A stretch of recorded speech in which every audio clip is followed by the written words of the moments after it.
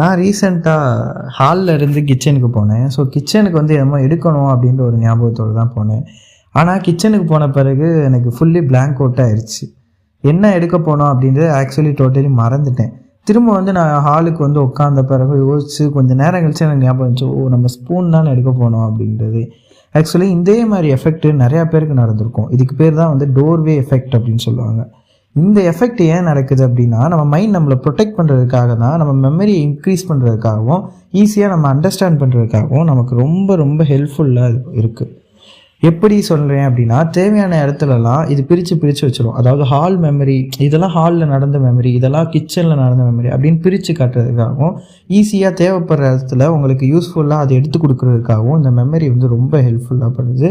So இந்த mind வந்து very very ப்ரொடெக்டிவாக அவங்கள வந்து சேவ் பண்ண தான் எப்போயுமே பார்க்கும்.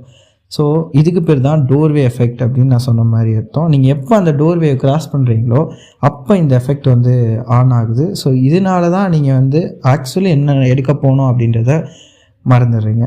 ஸோ இதே மாதிரி மைண்ட் நிறைய விஷயங்களை நம்ம ப்ரொடெக்ட் பண்ணணும் அப்படின்றதுக்காகவே நிறைய விஷயங்கள் பண்ணிகிட்ருக்கு. இதை மேலும் மேலும் தெரிஞ்சுக்க லைக் பண்ணுங்கள், ஷேர் பண்ணுங்கள் அண்ட் சப்ஸ்கிரைப் பண்ணுங்கள். தேங்க்யூ.